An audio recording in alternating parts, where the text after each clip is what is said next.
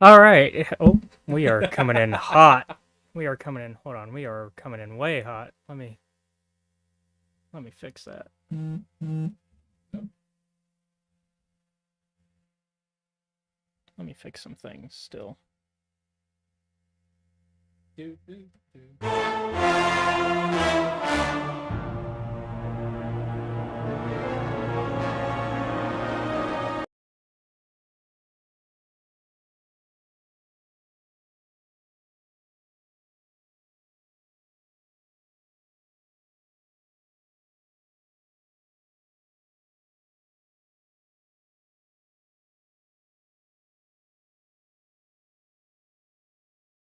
All right.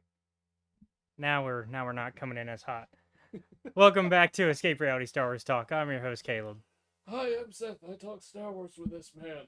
Yeah, When we have things that go right. yeah, when we have things work. It's okay. It's been a minute since Yeah. we've had to take a break. We're gonna get into why. um, but yeah. Um, in fact, we're gonna go ahead and just Yeah. because normally before we get into the news of Star Wars, we like to normally start the show by talking about our week so far and what outside of Star Wars we've been up to. And since we skipped last week, we actually have 2 weeks worth of stuff to go over. And in this case, yeah, so part of the reason why we didn't have a show last week is my body decided to crash like Starlight Beacon. And I actually spent half of this week in the hospital. Yeah. I remember you telling me on Saturday, "Hey, I'm not feeling too good. Uh, we'll probably have to call it off for this week." I was like, "All right, cool. Yeah, which That's perfectly fine. Sometimes you just don't feel good." and then Sunday I decided to check into a hospital where Yeah. I found out. So a little bit of kind of gross out warning, I guess. Now, I had an abscess, and it was near my butt, so I could not sit. And so the gross out part is that it was bleeding consistently. And on Sunday, I decide, fuck it, I'm gonna go to the hospital because I mean I didn't want to go because money because hospitals. American healthcare. Yeah, American healthcare. And so they found the abscess and were like, well, thankfully I don't need surgery because it's already popped. Um, Unfortunately, the reason for the abscess existence is it turns out I'm diabetic, which was news to me. Yeah.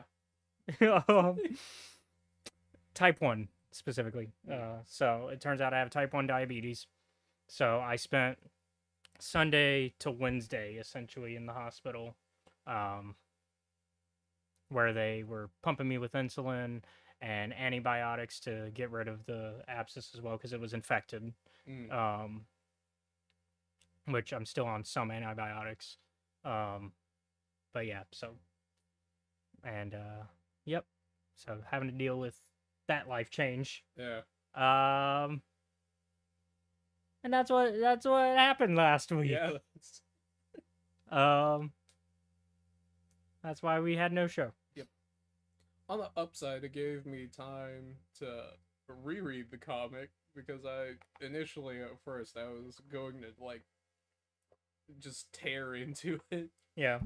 But with that extra bit of time, you were able to kind of just. I was able to like just all right, I'm gonna let it go and go through it again. Yeah. I got behind on my readings, but I caught up on stuff after I got out. Yeah. So, yeah. And I've been reading a couple books that are coming out soon. So got stuff to talk about within the next couple weeks on my TikTok. But let's get into news. What's been going on over the 2 weeks while I've been without us? Yeah. First off, with the year rounding up soon, Star Wars Comics is giving us another preview of their plans for 2024, with their second Star Wars Revelation special. According to StarWars.com, similar to last year's one-shot of the same name, 2023's edition of Revelation will feature various short tales that set the stage for Marvel's Star Wars line in the coming year. The creator lineup includes Mark Guggenheim, Charles Soule, Greg Pak, Mark Bernardin, Alyssa Wong, Ethan Sachs, and Kevin Scott, with Salvador Larroco, Will Sliney, Marika Cresta, Abraham Robertson, and more handling art duties. The issues cover, which I have on, I'm going to pop on screen for everybody real quick. Y'all are going to kind of get a look at my script. Yeah, you read scripts. I don't. Where is it? There we go. So there's the cover. So you can see we got a few iconic people on the cover. We got Darth Vader, we got Leia, we got Luke, we got Lando. Those are people we expect to see. Even Jabba, we kind of, I mean, because we're hitting closer to Return of the Jedi. It's not quite Return of the Jedi yet.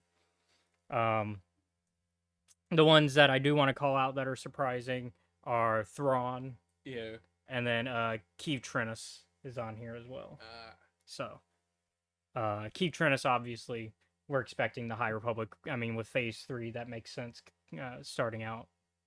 That we're going to go back to Kevin Scott's characters with that, with the mainline High Republic comics. The issue, because obviously we're going to be wrapping up the mainline runs pretty soon, because we got the Dark Droids arc currently, which I assume once that's complete, we're done with this era, because how much more can you fit into a year? Yeah, and it's not just us having this conversation. Yeah. Like I've been on Twitter a lot more recently. A lot of other people are as well. Yeah, a lot of other people who read comics and are Star Wars, like within our field of talking Star Wars, are also having this conversation of how much more can they really fit into this period of time. Yeah. And so I'm interested to see where Thrawn is getting pulled from and what we're going to get there. Maybe that's where we start to see the next stages of stuff, but it could also be, I mean, because the last time Thrawn has made he hasn't had a comic appearance since they adapted the first of the canon novels back in 2018. Yeah, so it's been a while. Yeah, it's been a while since he's had a comic appearance. I mean, there is a current fresh Thrawn related thing going on, which could be the tie-in there. But I guess we'll see. Anything that kind of just from the cover excites you, or are you just gonna have, or like me, you're just kind of waiting to see what they show in the... I'm waiting to see what they show, because I'm like, some of these are, I don't understand like, how they'd be connected. Well, I think it's less of a immediate connection. I mean, we got Mace Windu. I mean, but I think it's more of a, here's what the overall every type of comic Marvel's going to be publishing that's Star Wars related. Like, this is the yearly preview sort of deal. Like, they don't have to be all tied in. Like, they're not all part of the Dark Droids arc or anything like that, you know? Yeah. Next up, though, we got an update on the next Star Wars trading card game from Fantasy Flight, Star Wars Unlimited. Because I think we talked about it like way back when, that they were doing in a new trading card game. So we know it's Star Wars Unlimited now, and we know the first box sets and prices now. So there will be a set called Spark of Rebellion with a pre-release box that will be priced at $29.99. A 2-player starter set that will be priced at $34.99, and the boosters will be $4.99. Currently, it's still set for release next year, so it's still out a bit. So there's time. There's time.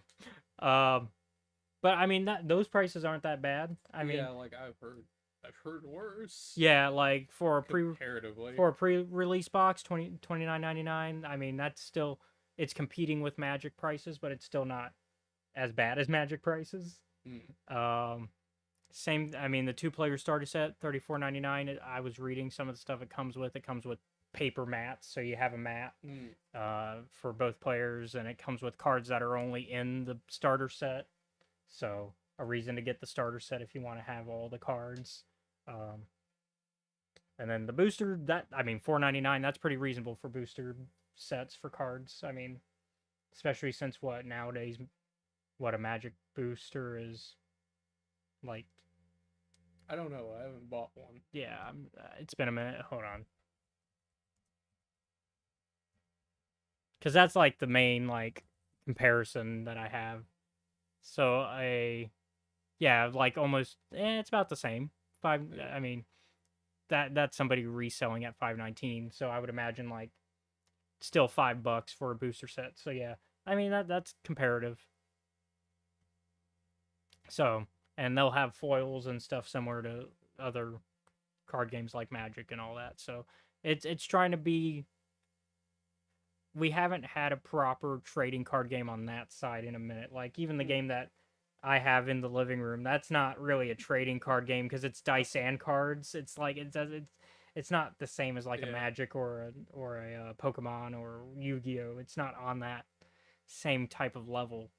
Um, You know, like growing up, me and Andrew had Pokemon cards. We had no idea how the oh no, like, nobody did. nobody knows Nobody knew. Like nobody knows how the Pokemon card game works. no, If you do, you're a liar. yeah, like nobody knows. Like nobody collected the cards because they wanted to play the game. It was this is a cool Pokemon. And then really the game was out trading your friends. That was the game that people played. It was how do I screw over my friend and get a good card while also getting rid of the card I don't want. The main like person I played it with was like Andrew, right? Mm-hmm. So, what do you think we thought how it was supposed to go? I mean, it depends. If you grew up playing Yu-Gi-Oh, I would imagine that you would also try to blend Yu-Gi-Oh type rules. You would think, right? Uh-huh. But no. Because Yu-Gi-Oh was a game we actually knew how to play. Yeah.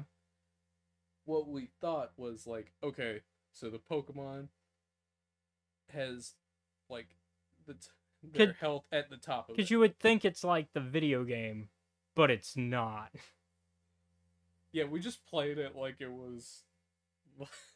Like that's the other guess I would have is like Like- most people would play it probably like thinking it's like the video game. I But picked this one, you picked that one. Like we would draw a card every turn, but other than that, it would be like, okay, once they're dead, like you would have to mentally keep track of their health. mm-hmm. And since certain like moves say like, oh, they need like you need X a number of fighting and a energy, fire, we or would just yeah. be like, okay, so we can't use that move yet until we get them. And once the Pokemon's like health hit 0, we're like, okay, it's removed from play. I don't know if that's actually how it works. Probably the most accurate guess I've ever heard. That's just what we thought it was. Because I mean, it has what? The It only- has the energy, and yeah. then you have to have the yeah. The only difference I think is that like we would just pick them up and put them back in our hand once we were like, okay, that fight's over. Yeah. The health didn't reset. It was just I don't want to use that one anymore. And then yeah. So, Which I don't think is how it works. but I'll definitely be keeping an eye out for the card game because Yeah. it does seem like it could be interesting. I'm Yeah, curious. and also Fantasy Flight does pretty good work. Yeah. When they actually release when they have the product, yeah. yeah. When it's in stock. Speaking of, John wants to know. I know. Look, I'll cut you some slack. I'm also still waiting to hear about this upcoming month's plan. Oh yeah, shit. I should probably get on that, shouldn't I? Yeah. I remember I asked Kiari, Steve, and We're talking tabletop games now. We're talking D&D specifically on this one. so I asked Kiari, Steve, and Chris. And Andrew, I haven't talked to him about what his character's been up to in that year time. Kiari is like, oh, he would be dead. And I'm like, why? And he's like, oh, my character's entire goal was to die so someone could go report it and get a debt cleared. I'm like, okay. So would you be playing the character who reported it now? I didn't ask him that. I was just like, all right. Okay. And Steve, I was like, all right, man. And he's like, I probably would have forgot what I was supposed to be doing in that year time. I mean, y'all are part of the same group. Yeah. So I mean, it's whatever y'all I need to decide to be up to. talk with them about that. Yeah. Okay. Anyways, back to news. We still got a couple more things. Yeah. And kind of a follow up from our discussion 2 weeks ago. Mm. Because we talked about Jedi Survivor and them losing their Steeg as the lead developer at Respawn for them, right? Yeah. Cameron Monaghan was recently at a convention, and he's the one who plays Cal Kestis in the Jedi games. He has confirmed that the third game is currently in development at Respawn. So, All right. so we are on track. Because if one of your actors for a video game knows you're making the game, that means it's, you're past the writing stages at that point. You got to be in the programming and probably getting him ready to do line readings and mocap work. I would imagine. Especially since I would imagine they wouldn't be bumping the engine that high. Like, they're not probably going to change engines. They're probably going to probably not. So, like, I don't see the reason to at this point. yeah, so, like, if you're not going to change engines, then all you have to really do is you can keep the same assets. There's less work, from what I understand. This is the extent of my video game development knowledge, is once you've made the engine and once you've made the art assets, you generally don't have to put too much work into sequels as long as you're using the same engine and art assets. Yeah. Some people may complain about asset reuse. Here we call it ingenuity. Yeah. I mean, but also when you have, as long as the game comes out within, like, the same 3-year period, I'm not going to be too mad. Like, if you're spending a decade making the next game, you better have a new engine and a new, new look. But if you're making it within the 3-year period that I think really should be 3 to 4 year period, I think should be games development time, then it's okay. Yeah. Then yeah. Because at that point, technology, while it will have advanced, it probably won't have advanced too terribly far. I mean, we're not moving to the PS6 yet, so Yeah. I mean, we're what? Oh, do we have an update on your PlayStation life or no? Only good things. Only good things. Like, I forget. It's been repaired, so I can play it now. Hey! Yeah! And thank you for putting me on the Outer Worlds, a game I would never have played if you didn't tell me about it. Because it's such your style. It's your style to it, like, because you love Fallout and you like specifically New Vegas. And this is Obsidian doing the most Obsidian game ever. So, like... I went and I played through all of it, and I got the golden ending. It took a lot of work. Yeah. But I did it. So, going through, at the very end, like, the main antagonist, right? Like, the chairman. Mm-hmm. Yep. I've hijacked it. Now we're going to talk about video games for 30 minutes. It's fine. It's on topic. Yeah. And so... I go in and I get to his office, right? And I'm expecting, like, a boss fight from him. Yeah. And not the fucking, like, big robot and drones that I just had outside. I was like, alright, I gotta be ready. There's gonna be a really tough fight. Ignoring the fact that I've just done the real final boss. Yeah. So I go in and I'm like, hey, could you release, like, the scientist guy that brought me out of cryo sleep? Yeah, give me Phineas. Give me Phineas. And he is like, no, as a matter of fact, I'll shoot you. Like, this was not the way to go about it. So, time dilation and just one quick bang. And I thought, wow, that was super easy. I only had to shoot him once. His, like, assistant took, like, 9 headshots and walked it off. I was like, why is that? Why? I thought this was gonna be hard. Why was this the case? And I was like, oh, he's just a corp. It's just like a CEO. He's a corpo. I walked in and I was expecting, like, a fist fight to the death. And I got one earlier, but my brain didn't make the connection of, like, he's just some guy. I was ready for like Mortal Kombat. Instead, I got like You got the RoboCop ending. yeah, I got the RoboCop ending where it just killed him. Oh, I was so ready. I was like, all right, I've got all these things stacked. I'm gonna go and shoot him in his weak spot as soon as I can. I was not ready for him to just take one bullet and die, like a normal human. Yeah. Uh, it's. I know it sounds really stupid.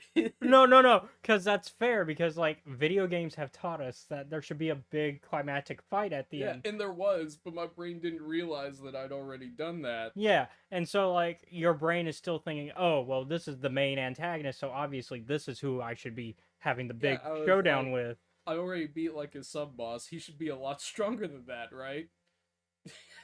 Meanwhile, I can't get past the penetrator and Demon Souls. It's okay, man. It takes time. It's a Have you pain. tried like leveling up? I mean, I'm pretty high level, but I could always Yeah. I could always leave that particular section of the world and try to Yeah, and farm a little more. Yeah. There's a lot of things. Speaking of when I did two things. Yeah. I played through Bloodborne again. I got past Mikolash. Fuck that guy. I hate him.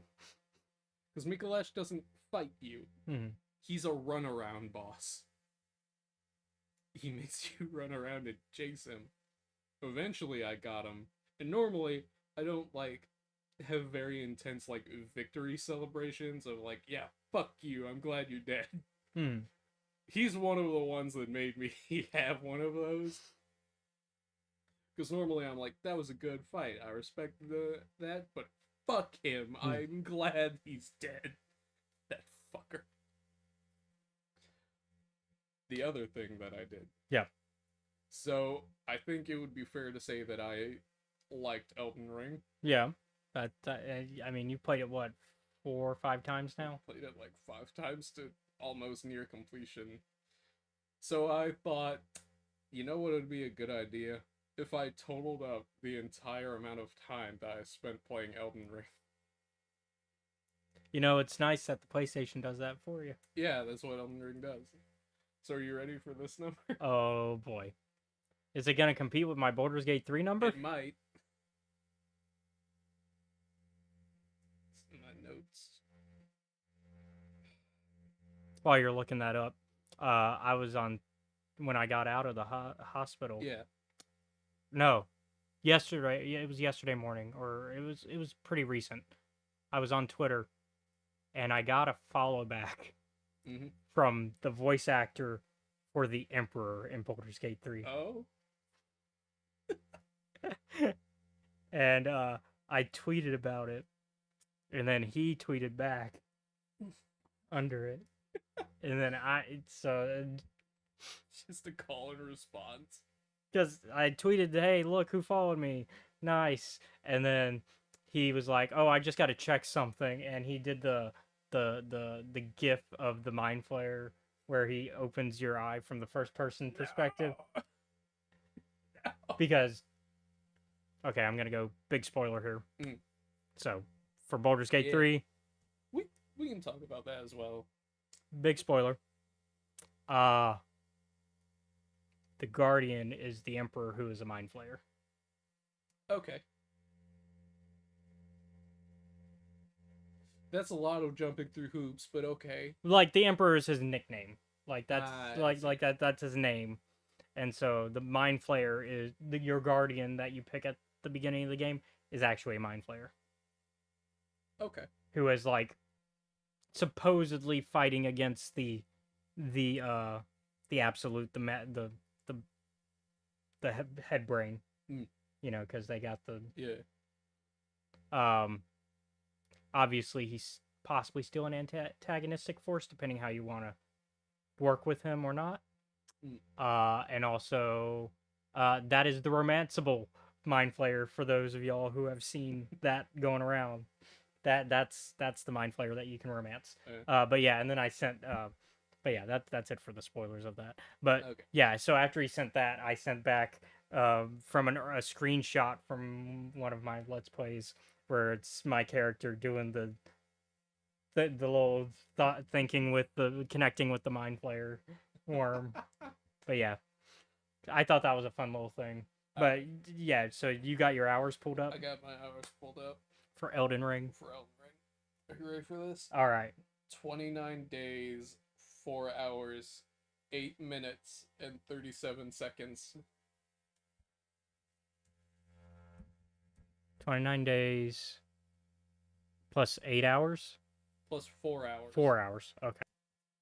So, yeah, that's 700 hours total.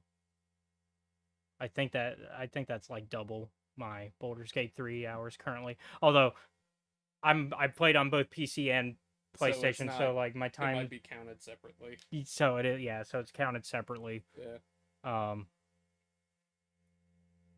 Because I think on PC it's like it's like a little over 200 hours.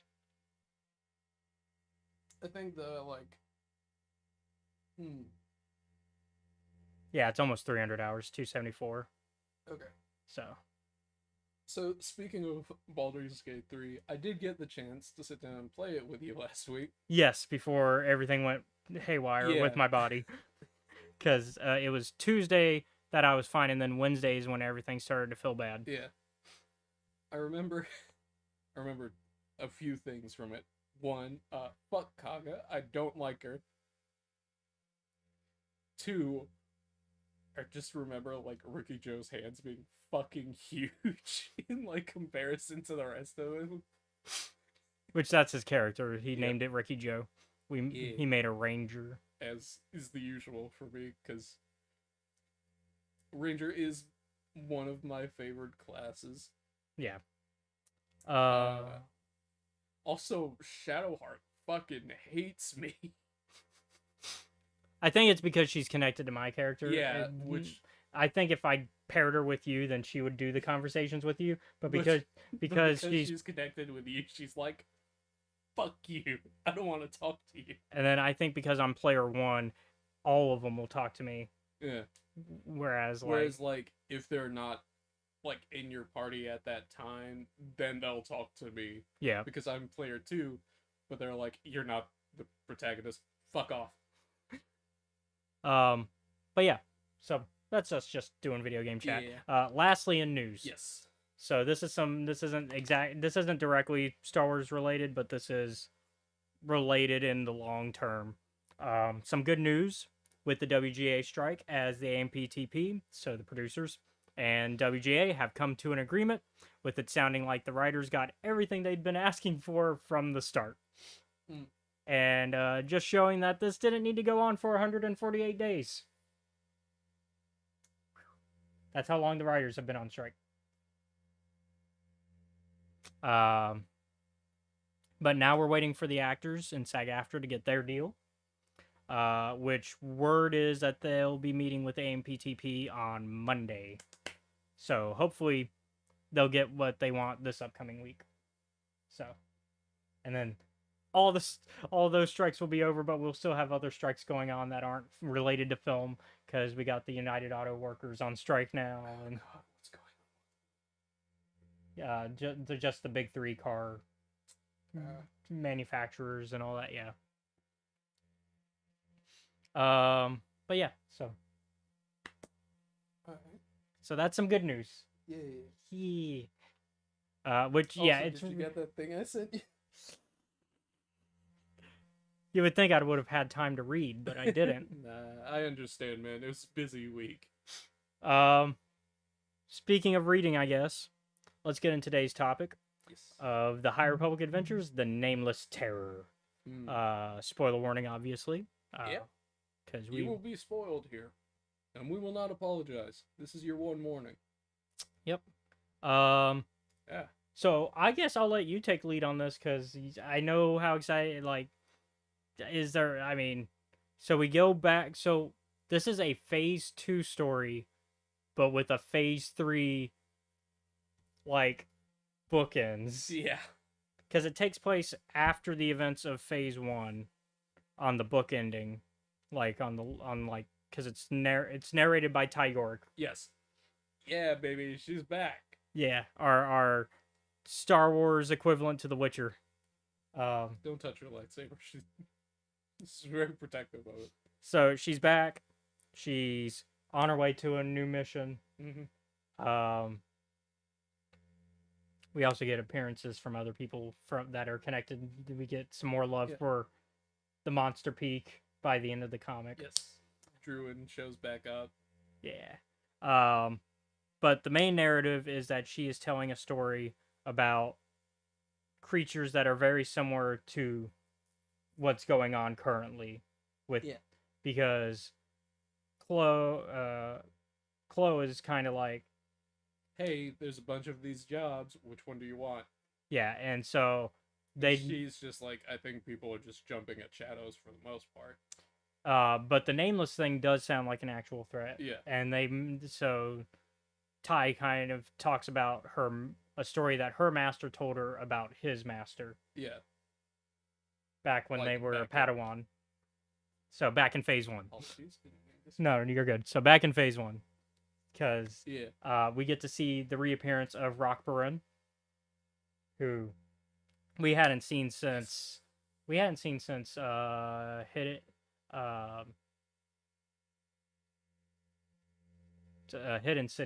Mm-hmm. It's been a while. Quest for the Hidden City. That was the last time we'd seen him. Because he was the one that needed rescue.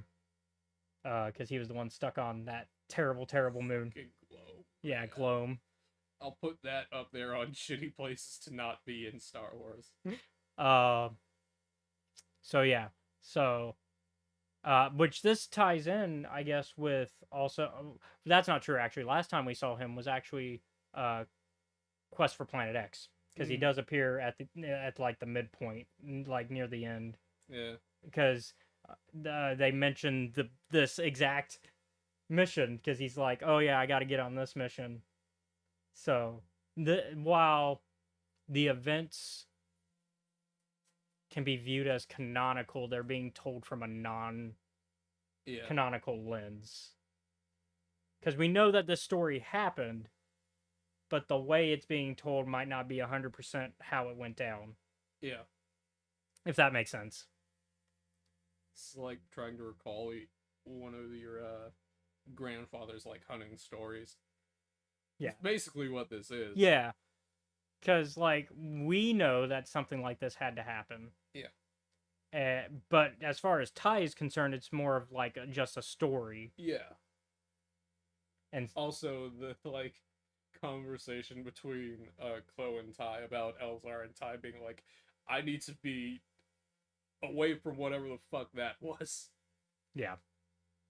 And then we also know now how certain path members died. Yeah. Because we heard their names before and they were mentioned in the books, but then we never learned their fate. And now we know, turns out they got wrecked by the Nameless. Yeah. So the main premise is that the exploration team that Rock Burn is part of crash along with some path members who were in a ship filled with some very dangerous cargo that was stolen as far as the Jedi were aware. And they think it's just these. They think that they're like diamonds or something. Yeah, like they're giant rocks that are worth something. Yeah. They're not rocks. They're not.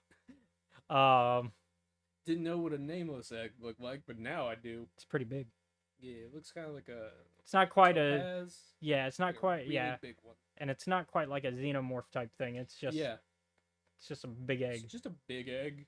Just a big egg. Like a big old purple egg. It's shiny. It is. Do you think if you shook it and tell you your fortune? I expect it would. It wouldn't be a very pleasant one. No, your fortune would be if you're a Force user, die. It just shows up. But it was great. I think They did. really kept the suspense. Yeah. Because these are characters that, while we have moved forward in time a bit, we still don't know the fate of all of them. Mm-hmm. Because we don't know the fate of Rock. We don't know, like, we know he appears in other material outside of this, but we don't know what happens after those appearances, which that's when this takes place. And so we didn't know if he made it or not.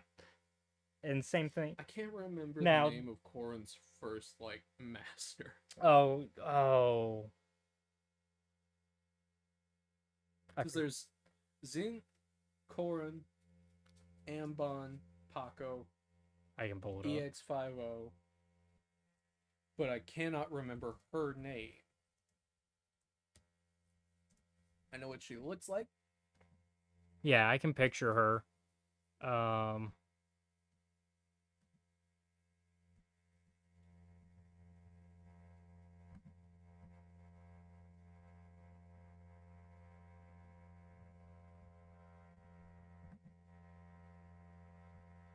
Yeah, Sula. Okay. I thought that's who it was. I was like, that sounds right, but I had to see the image first. Yeah. But yeah, Sula, and so Corrin is technically the perspective character, because Corrin is Ty's grandmaster, if we want to like go like a familiar lineage, because she has her master and then her grandfather grandmaster. Yeah, the way I do it to help me make sense of things. So Corrin is the grandmaster. Yeah. Not in the case of a grandmaster like Yoda, but the grandfather. The grandparent. The grandparent. And so, and then that would make Sula the grand. Mm-hmm. The great grand. The great grand. You remember that? Yeah, I remember the time my grandpa told me about how Grand bit the dust. But it's okay. He got a new grand. Yeah. We got Rock. Yep. I do like Rock. I think he's pretty cool. Yeah, and so I liked the story. I liked Sula, and I liked all the characters, even the Path members who were kind of assholes. Yeah. Like there were still some that I was like, oh, you're not too bad. But then they die. Shalish, Wool, and Geth, and then that one that got fucking wrecked. Yeah. Wool is the Rhodian one, right? I believe so. Yeah. Wool got kind of. Yeah. Poor Wool. Wool and Paco got it bad. Yeah. Like, they didn't deserve that. Paco is like the MVP of this whole thing. Yes. He's constantly doing shit. Because without Paco, they would not have made it out. Yeah, so they would have died. So Paco is a member of the expedition team who, if I remember correctly, is like the engineer almost of the team. And so, like, they have the EX droid with them. And, like, they are consistently going, oh, this is how we get the ship running. This is how we get this going. Like, they are consistently, like you said, the MVP. I feel cheated. Because I feel like Paco should be alive and, like, 2 more Jedi should be dead. Sula is dead, though. Sula is dead, but that's not enough. Maybe Zen. Maybe Zen. Because I'm like, what did you do? Dying the whole time. Dying the whole time. Like, I know I'm being very harsh on her. Yeah, because she was feeling the effects of the Nameless, which she was feeling the effects of the Nameless, and also she was already hurt from the crash. So I'm probably being a bit too harsh on her. I do like how the Nameless almost feels like the big one, anyways. Feels like the worm from Dune. Caleb. Like the with the whole, like, when they're trying to leave the ship, when Rock and Corrin are leaving, and it becomes this thing of, oh, we got to use like force speed to like get this going to where we zap it, and then we zap the ship, because one of the plans that Paco comes up with is, okay, we got to power the ship so that way we can like get it to go away. Yeah, because we're gonna basically electrify the Nameless and knock it out. Yeah. And so they have to start the ship outside the ship to do that. And so they need Corrin and Rock to run out to do that. Yeah. And so they run out, and it's like it feels like the Dune Worm, where they're having to like be so fast and be like, "We gotta go, we gotta go, we can't be standing We here." cannot stay here. We have to go get the thing and come back. Which I mean, Star Wars and Dune have been tied in Yeah. together for a long time. Like George has admitted that he's taken stuff from Dune. Yeah. I mean, God. it's an old book series. I mean, I was about to say, just so you remember, Caleb, that's not a movie or a book that I've seen or read. but the worms are so like iconic. I Yeah. think. I'm like, all I remember two things are heavy drug usage and a weird worm monster. I was gonna say the worm is so iconic that like I think it's kind of it's the what's the word I'm looking for? Like cultural osmosis. Yeah, cultural osmosis. That's it. Yep. So Uh, I think there are certain things like that, and so it felt like that where they're on that time limit of like we can't be out here, we can't be out here, and that's and like the fact that the Nameless just kind of is like, I tricked you, I'm in the ship now. I'm like, what is this? so it's like a combination of like the Dune Worm with like the Xenomorph, Yeah, and I'm like, fuck me, man. and so it's just like I realize this is just Star Wars Alien Isolation. It really is. but it works so well. It does, because it's like, oh, we're so fucked. And honestly, I would like to. I mean, we get our horror comics every like October, November. This one isn't treated like a horror comic, although in my opinion, it 100% should be. I think if they leaned in even more with it, this would have been like it's already a great comic. It is. But I think it would have been perfect if they leaned in even more with it. Because who better to tell a horror story than Ty York? We've seen her tell these type of stories before. So like, and I think it would also be like, while we could infer that similar to like all the like tells from Jabba's palace type stuff. Yeah. We can infer that like part of it would not be exactly how things went down. Yeah. Because I feel like Ty would sprinkle Embellish. Ty would absolutely embellish just to fuck with Chloe. She would. Because Chloe's fucking with her the whole time they're there.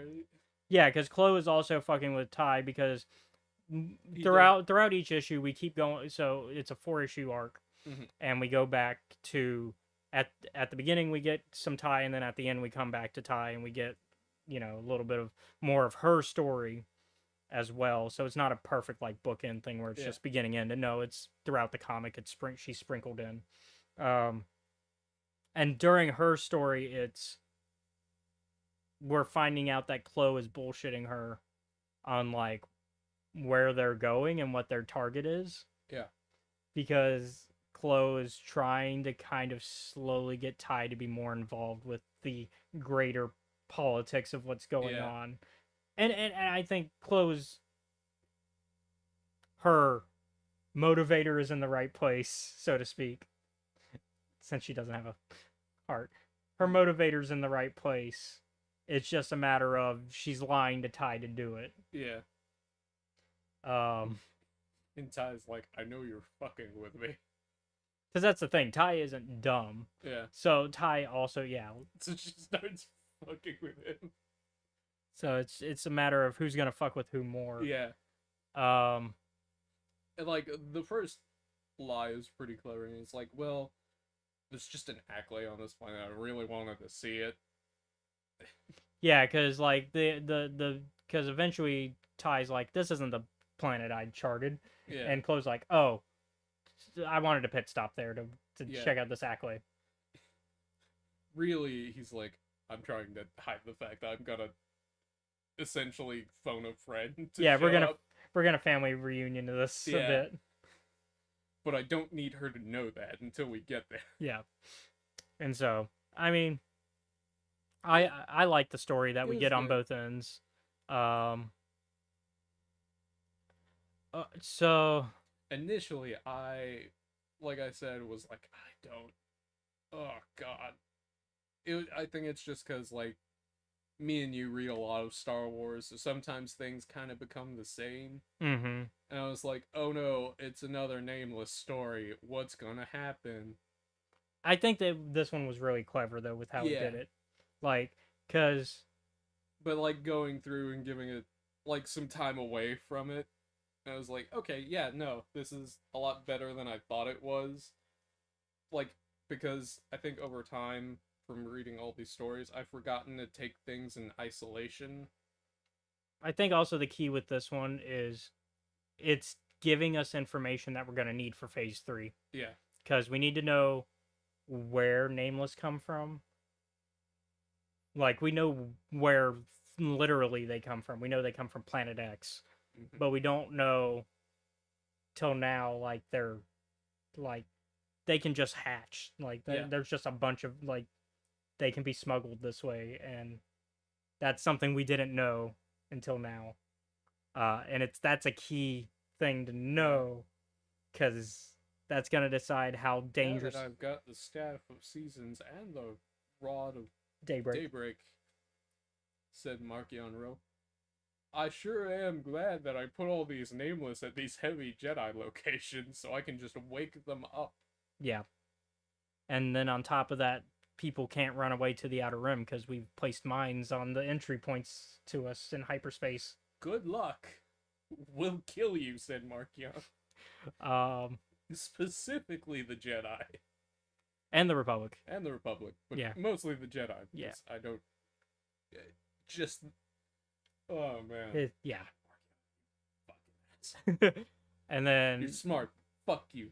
I think also seeing that Ty is getting invested is important, because I think we're gonna get more Ty in Phase 3. I fucking hope so. I think we're gonna get payoff towards Ty's arc, which is Yeah. kind of it coming to terms that while she may not be part of the Order, she still has a responsibility with her powers. Yeah. Which, I mean, Monster of Temple Peak started that arc, and we kind of got some of that, but she's never really come to terms with that. Like, even during the events of, Rising Storm, she's kind of there, does some work to help, and then is like, all right, it's your mess, I'm out. Yeah. And then this is a follow-up of that and I think Chloe getting, re-recruiting Druin is kind of her way of helping Ty rebalance that, because Druin is somebody who sees the ideals of a Jedi, and because that's something Monsters at Temple Peak, where Druin is like, oh, you're a Jedi, you gotta Don't call me a Jedi. Yeah. And so Druin's whole thing is seeing the positive aspects of that, and I think having somebody like Druin around will help Ty come to better understand herself. Yeah. There's a lot of things that, like, Ty doesn't like to be called. She doesn't like being called a Jedi by, like, Druin. Or Master. Or Master. Chloe calls her Master, and she's like, don't you ever fucking call me that. Yeah. And I'm like, fair enough. So, I mean, I think this comic did what it needed to. I think, yeah, in regards to Narratively, yes, there's that. And I enjoy seeing Ty's journey from, like, I am here on business and basically random chance to, like, taking a more active and social role in kind of caring. Mm-hmm. It's kind of the opposite of the Boba Fett effect. Yeah. Where Boba Fett's trying to distance himself more and more. Ty's story is, how do I get less distant? Yeah. But they're also, like, from two different... Yeah. It's two different angles. I mean, same problem, two different solutions. Both mercenaries, and both very talented in their field and known for being serious, but... Yeah. I think the difference comes in the origin of why they're in their respective fields. Yeah. Both are from trauma. Both are from trauma. Both are from trauma.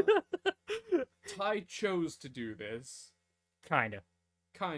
But let's not ignore what happened with her friend. Yeah.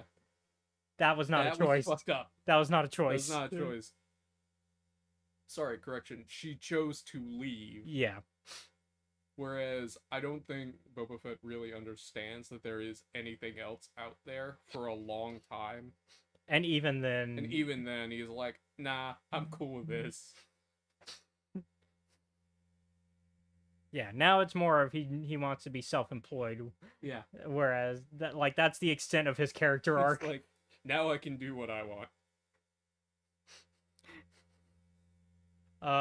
But yeah, I recommend, as usual with High Republic content, at the end of the day, recommend this. I'd give it 8.5. I'll give it a solid 8. Yeah, I was almost at an 8, but Yeah. yeah. So, like, it's a fun comic. It's short. It's 4 issues. Yeah. Like, it's a mini series. Like, you could probably, if you're really, like, into it, read it in, like, an hour. Yeah. It's a good read, though, for that. And so, that's it for this episode. Yeah. Let me pull up my stuff. So, thank you all for watching today's episode of Escape Reality Star Wars Talk. I've been your host, Caleb.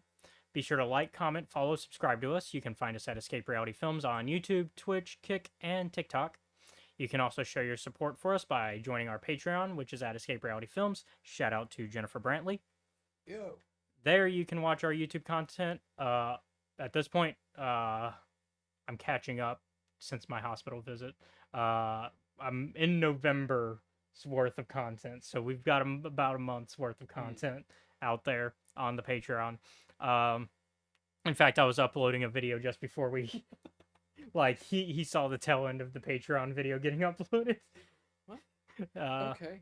That's not the script for this. It was it was the Demon Souls video. Yeah.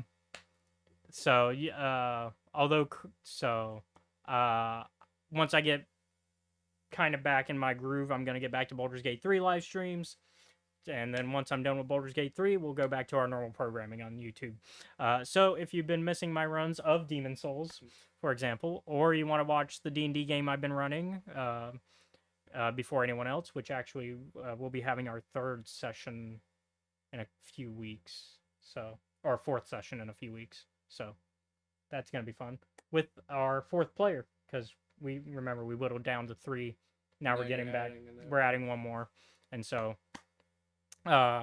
this weekend we're actually building her character, so that's gonna be fun. Or Monday, Tuesday, somewhere soon. But yeah, that's how you can do it. It's only $10 a month though if you want to watch that content, so it's right there.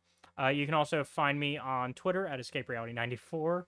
Like I mentioned earlier, with me being on Twitter more, I am talking a little more. I'm not funny, but I'll post some thoughts every now and then. And you can also find me on Facebook, Instagram, and Threads at caleb.lockwood. And then we also have, speaking of D&D, we have another plug from you. I almost said Saturday. Every Sunday from 5 to 7 Central Standard Time, you can catch me and the rest of the gang at the Steam Dungeon on YouTube at Trials of Nebu. There we go. I think we're on like session 13, 14 now. Mm-hmm. So a lot of things are happening kind of all at once. John's taking a break because he has to go and do college things. All right. Which, if you gotta go and do college things, go do college things. Yeah, work hard. Narratively though, so it is going to day 3 of the tournament, and we went in because some of us are participating in gladiator matches. The amount of contestants for that week went from 32 down to 9. Both me and Nick, the 2 people still in it, we made it. But that was... I don't know what has been happening with me and tabletop games recently, but I've been fighting a lot of hyenas. Like, an absurd amount. Meanwhile, Kiari and Steven, their characters, are going to go and basically take the fight to a protection racket. Oh. they're doing it like later tonight. Meanwhile, Simon is still struggling with, do I need to do the hit on this lady? And he got another job offer from a different one. I've got to hit out on one lady to decide whether or not I want to take, and a kidnapping one on the other. Presumably on the same person I have to do a hit on. Okay. So now I'm like, I think Simon's at this point is like, just what is with the women in this town putting hits and kidnappings out on people? You consider one job and another one shows up within 48 hours. Yep. Well then. I know, right? But if you want to see how that's resolved, catch us over there tomorrow. Yep. 5 5 no. to 7 Central Standard Time. Yep. All right. At the Steam Dungeon. Well, once again, thank you all for watching. We'll see you all next week with the High Republic Adventures for Phase 2's first volume. All right. Which means we'll be getting Sav, who you might have already forgotten who that is. They use a stick, don't they? Yes. Sav Maligan. Yeah, Sav Maligan. Their name. Yep. My, like, most indifferent Jedi. Yeah, your most indifferent Jedi. You're like, eh. Like, they exist. I remembered who they were. If this helps get you excited for this comic, it also has Maz Kanata. Okay. And it has Dexter Jetster. Okay. So. I mean, it makes sense. These are the 3 that would do stuff together. And also, Dexter is also a long-lived. Yeah. Because Basilisk live a long time. So. All right. Yep. See what happens. So that's some stuff to look forward to next week. Yes. So, have a good one. I have spoken. Later. Be safe.